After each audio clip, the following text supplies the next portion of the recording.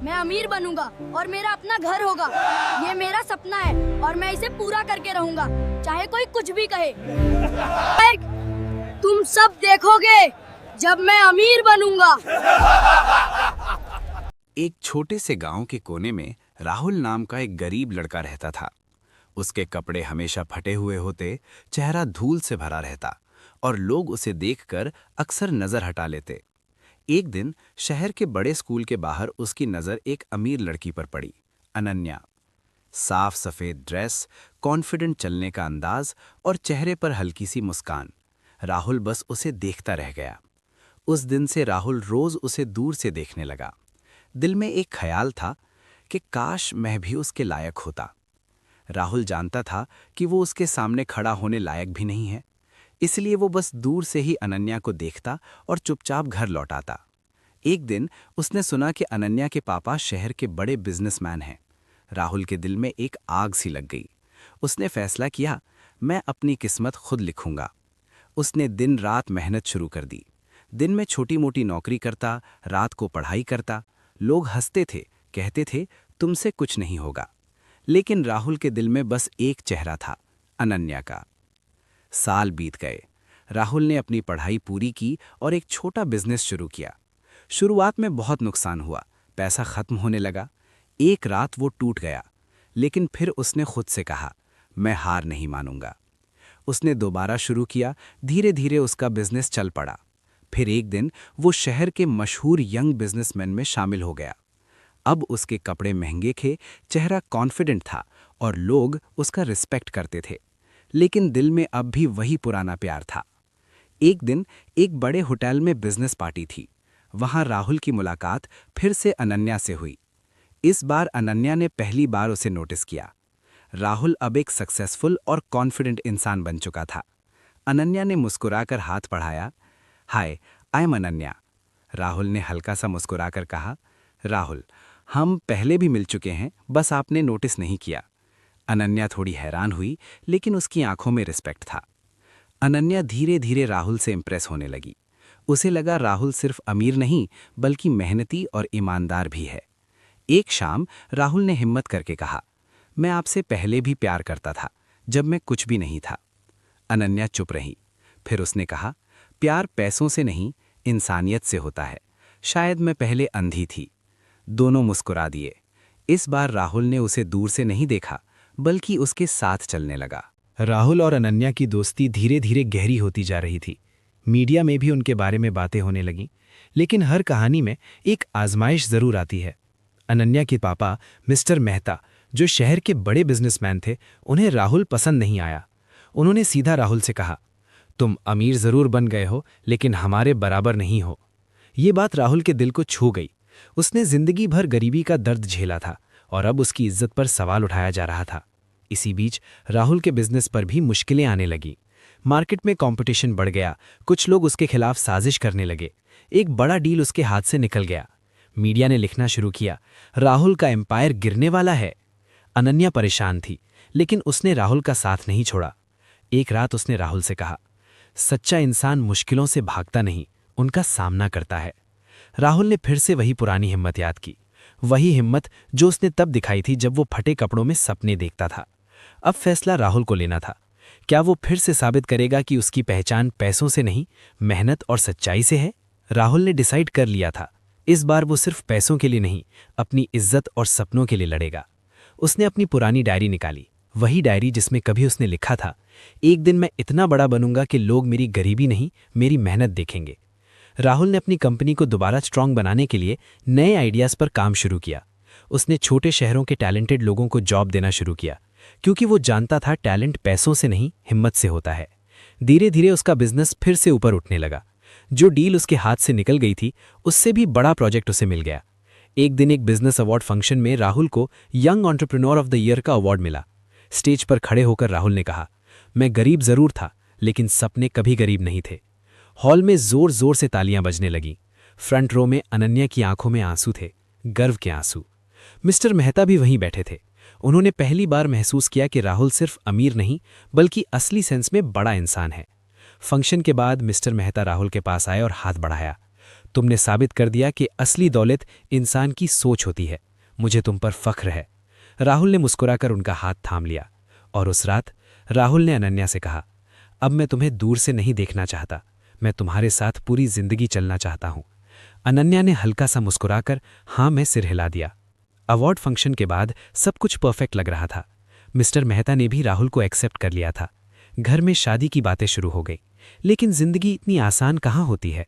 राहुल को एक दिन पता चला कि उसकी कंपनी के कुछ पुराने पार्टनर्स ने उसके खिलाफ फ्रॉड का झूठा इल्जाम लगा दिया है। न्यूज़ चैनल्स फिर से उसका नाम दिखाने लगे।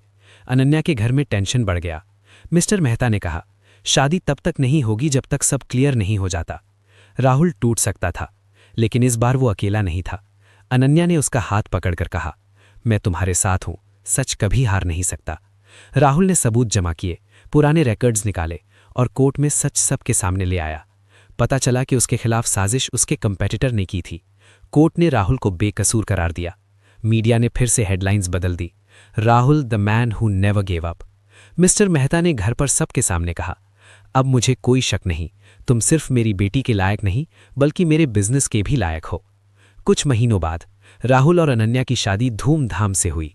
शादी के दिन राहुल ने धीरे से अनन्या से कहा, एक वक्त था जब मैं फटे कपड़ों में तुम्हें दूर से देखता था और आज तुम मेरी जिंदगी का हिस्सा हो। अनन्या मुस्कुराई और कहा, प्यार तब भी सच्चा था, आज भी है। शादी के बाद राहुल और अनन्या की जिंदगी खुशियों से भर गई।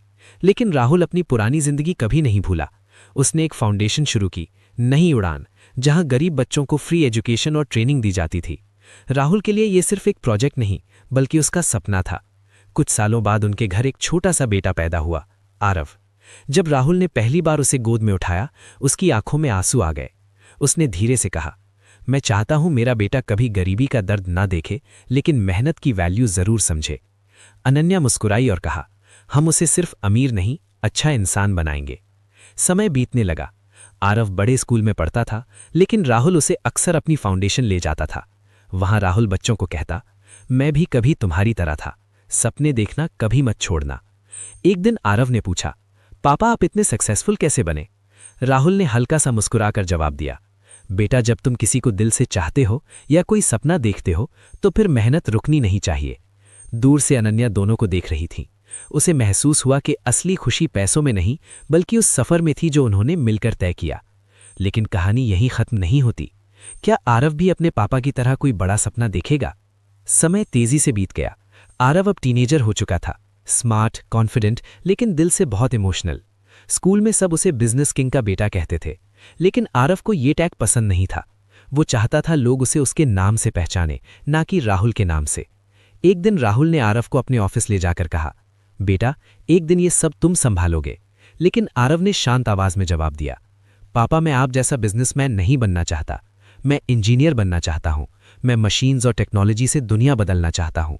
रूम में कुछ पल के लिए खामोशी छा गई।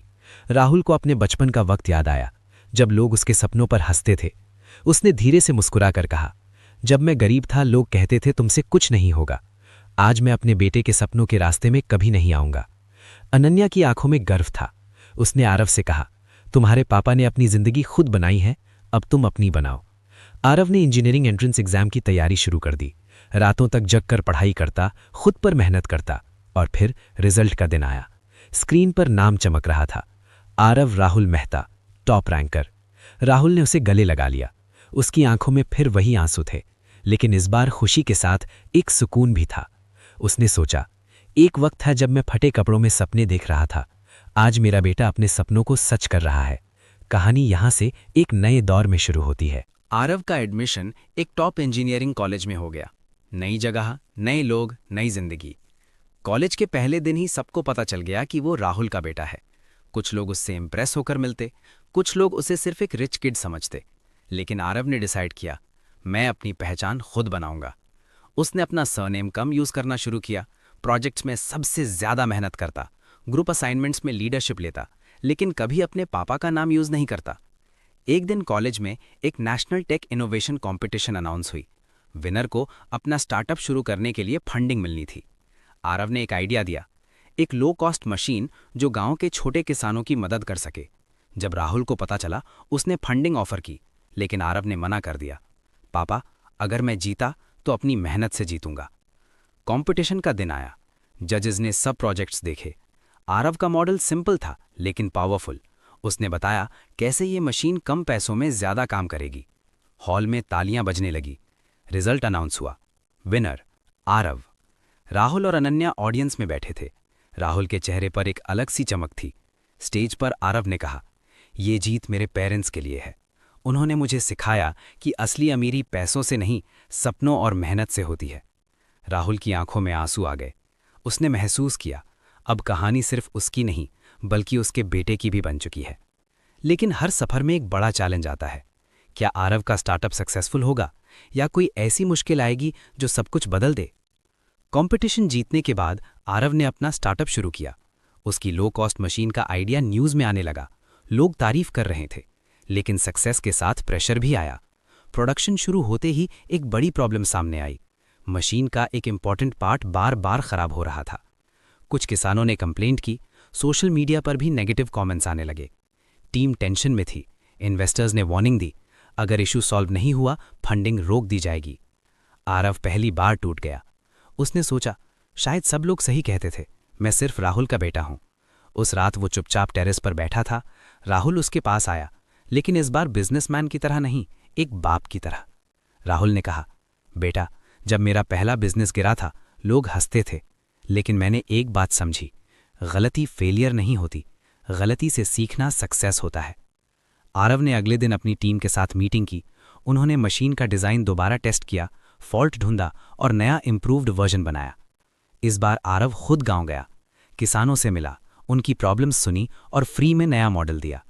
कुछ महीनों बाद वही मशीन गांव-गांव में यूज होने लगी। प्रोडक्शन बढ़ा, ऑर्डर्स डबल हो गए।